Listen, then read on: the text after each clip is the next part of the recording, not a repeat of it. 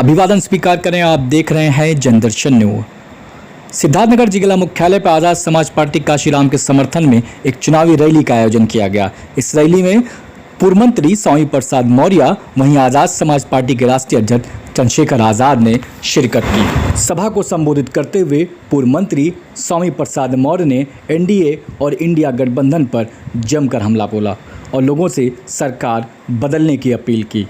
वहीं आज़ाद समाज पार्टी के राष्ट्रीय अध्यक्ष चंद्रशेखर आज़ाद ने कहा कि दलित पिछड़ों को अब तक हर पार्टी ने सिर्फ वोट बैंक की तरह इस्तेमाल किया है। अब मौका आ गया है कि हम सभी अपने हक की लड़ाई खुद लड़ेंगे। दोनों नेताओं ने आज़ाद समाज पार्टी उम्मीदवार अमर सिंह चौधरी को वोट देकर भारी मतों से जिताने की अपील की। सिद्धार्थनगर से संवाददाता नूरुल खान की रिपोर्ट। इस देश की दौलत 55% लोगों के पास 80% है। पहले तो मुख्यमंत्री कहते रहे कि जो झूठ फैला रहे हैं हम उनको बख्शेंगे नहीं। चाहते हुए पेश करता हूं। एक दूसरे का हम सभी सम्मान करेंगे। बेरोजगार बना दिया। जब से भाजपा सरकार उन सभी को हम सलाम करते हैं और इस मंच पे सूरत बनाया हुआ था, लेकिन पता नहीं कहां से कमी रह गई। बहुत लंबी है और मुझे इतना समय नहीं दिया गया है। 2-3 पंक्तियां पेश करके आपसे बंदी पर तीनों कानून के खिलाफ, तीनों काले कानून के खिलाफ पीडीए की बात करने वाले लोग हिस्सेदारी की बात जब आती है तो पीडीए को कहीं स्थान नहीं मिलता। सही मायने में एक कहावत है, जाके पैर न फटी बवाई ऊका जाने पीर। इस देश के दलितों, आदिवासियों, पिछड़ों के साथ, अल्पसंख्यकों के साथ जो भेदभाव हुआ है उसका एहसास वो नहीं कर सकते। उसका एहसास वही कर सकते हैं जो स्वयं में भुक्तभोगी हैं। भारतीय जनता पार्टी और समाजवादी पार्टी में मैं बहुत अंतर नहीं समझता हूं। भारतीय जनता पार्टी अगर हार्ड हिंदू का कार्ड खेलती है तो समाजवादी पार्टी के नेता अखिलेश यादव जी जो सेकुलर होने की बात तो करते हैं, लेकिन अपने पार्टी कार्यालय में शालिग्राम भगवान की पूजा करके ये साबित करते हैं कि हम सॉफ्ट हिंदू हैं। बात हार्ड हिंदू और सॉफ्ट हिंदू की जब चलेगी तो स्वाभाविक रूप से दलित, आदिवासी, पिछड़ा मारा जाएगा, पीटा जाएगा, उसका हक मारा जाएगा, उसकी हिस्सेदारी लूटी जाएगी। आज यही हो रहा। इसलिए समाजवादी पार्टी ने चंद्रशेखर आजाद जी का महत्व इसलिए नहीं समझा क्योंकि जानते हैं चंद्रशेखर आजाद एक जनाधार वाले नेता हैं। अगर कहीं ये जीत गए तो हमसे बड़े नेता बन सकते हैं, ये डर है।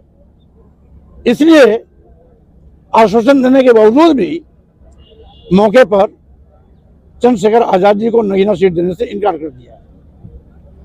वही घटना मेरे साथ भी घटी। मुझको भी आश्वासन दिए थे।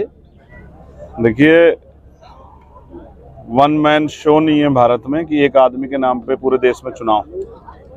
लोकतंत्र में 543 सूबे बनाए गए हैं पूरे भारत के अंदर। जनता जिस सीट पे जिस आदमी को महत्वपूर्ण मानती है, जिससे उम्मीद करती है, उसको वोट देगी। यहाँ लंबे समय से किसी भी पार्टी ने पिछड़े वर्ग के लोगों को मौका नहीं दिया और हमेशा बाहरी प्रत्याशी इनके ऊपर थोप दिया। जनता में बड़ी गुस्सा और निराशा है कि बाहरी प्रत्याशी थोप के दोनों दलों ने, जो स्थापित दल है, उन्होंने उनका मजाक उड़ाया है। इसलिए चौधरी अमर सिंह जी की मेहनत और भीम आर्मी आज़ाद समाज पार्टी के लोगों के संघर्ष की वजह से डुमरियागंज लोकसभा चौधरी अमर सिंह जी को केतली के निशान पर जिताने का काम करेगी, ऐसा हमारा विश्वास है। आज की भीड़ ने यही जो है संदेश पूरे क्षेत्र को दिया है। एक सवाल है, आप बड़ी खूबसूरती से टाल जा रहे हैं, लेकिन इस चीज़ का आज प्लीज आप जवाब दे दें। अगर जरूरत पड़ी समर्थन देने की, आपका जो अलायंस है वो किसको, जो भी आपकी सीटें आती हैं, आप किसको समझते? सीधी सी बात है कि भाजपा को तो नहीं देंगे, क्योंकि जिनसे संघर्ष है उनसे तो समझौता नहीं हो सकता है। तो बाकी फैसला पार्टी का फैसला है। हम भी पार्टी के वर्कर हैं, कुछ भी अपने मन से नहीं कर सकते हैं। मगर ये तो हमारी पार्टी गाइडलाइन में कि हम भाजपा के साथ नहीं जाएंगे। हम राजनीति से संन्यास ले सकते हैं, लेकिन भाजपा के साथ नहीं जा सकते। एक तरफ दायरे संविधान बचाने की बात हो रही है, लेकिन इस बीच में लगातार जो भाजपा के जो भी शीर्ष नेतृत्व है इनका बयान आ रहा है कि नहीं, इस तरह की कोई बात नहीं है, हम संविधान के बारे में तो हमने कभी सोचा ही नहीं कि उसको बदलेंगे, जबकि आप लोगों का या इंडिया अलायंस का मेन मुद्दा ही चल रहा है कि संविधान बदले। जो सोच के देखेगा उसको सपने में भी ये नीले पटके वाले लोग दिखाई देंगे। तो जिन्होंने सोच के देखा उनको अपने बयान बदलने पड़ रहे हैं। दोबारा किसी का मन हो वो भी सोच के देख ले। आरक्षण, संविधान, लोकतंत्र और जन भावना के खिलाफ कोई भी पार्टी नेतृत्व सोचेगा तो जनता उसको उखाड़ के फेंक देगी। 2022 के विधानसभा में सपा से आपकी नजदीकियां काफी बड़ी थी, 24 के लोकसभा चुनाव में दूरी हो गई, इसके पीछे की क्या वजह? मेरी नजदीकियां तो हर व्यक्ति से है।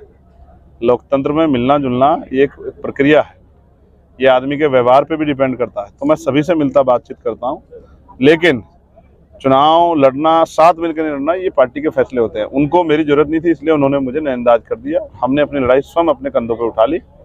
अब हम अपने बलबूते लड़ रहे हैं और हमें ये भरोसा है कि जनता को तय करना है। जनता जिसको वोट देगी वही कामयाब होगा। नगीना से आप चुनाव लड़े हैं, वहाँ क्या परिणाम है?